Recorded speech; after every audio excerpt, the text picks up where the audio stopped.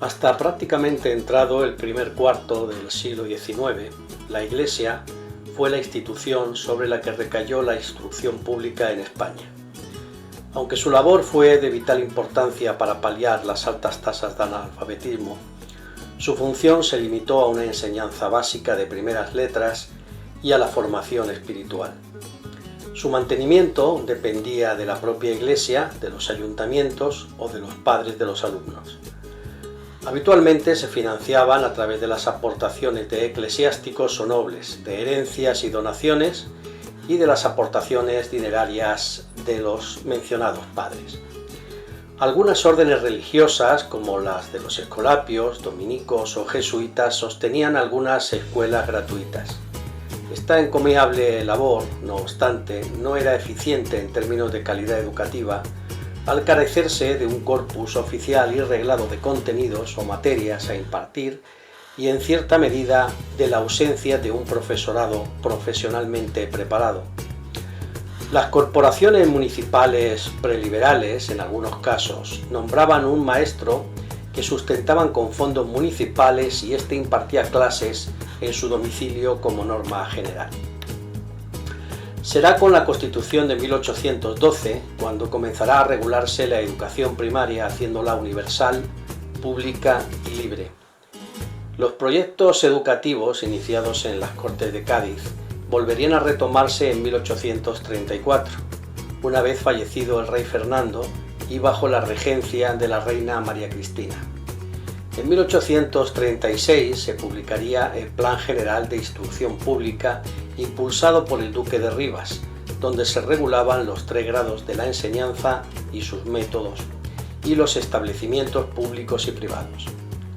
Este plan mantenía los principios básicos del Reglamento de 1821, introducía la gratuidad de la enseñanza para los niños pobres y regulaba la creación de centros privados.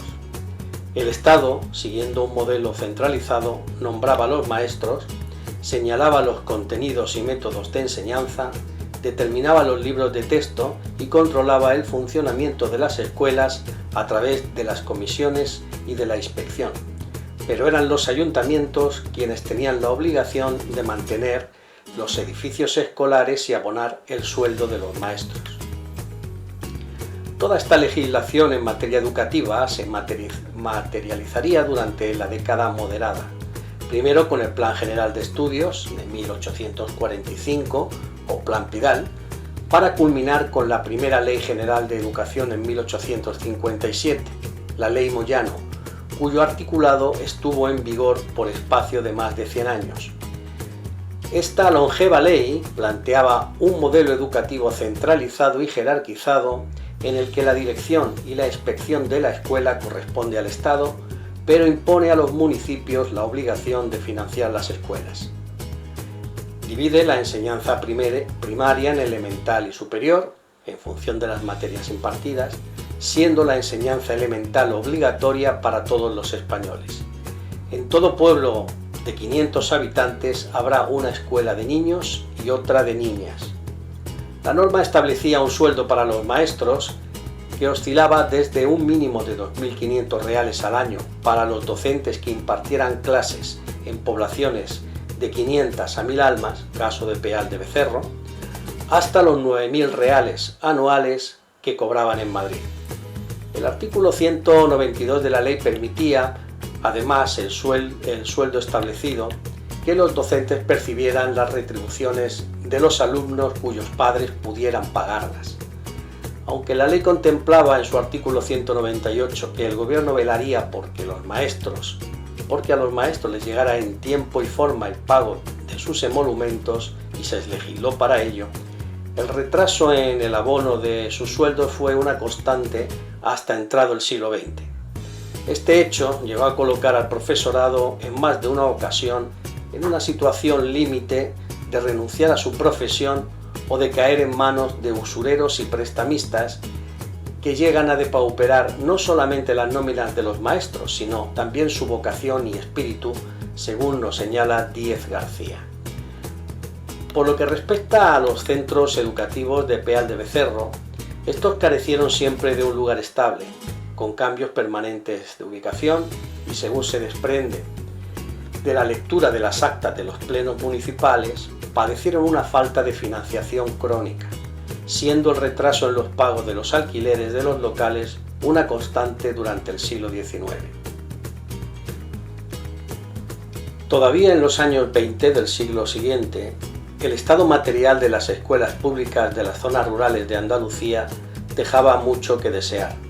Así lo constataría el periodista Luis Bello, tomando, entre otros, un ejemplo de una escuela de Peal de Becerro.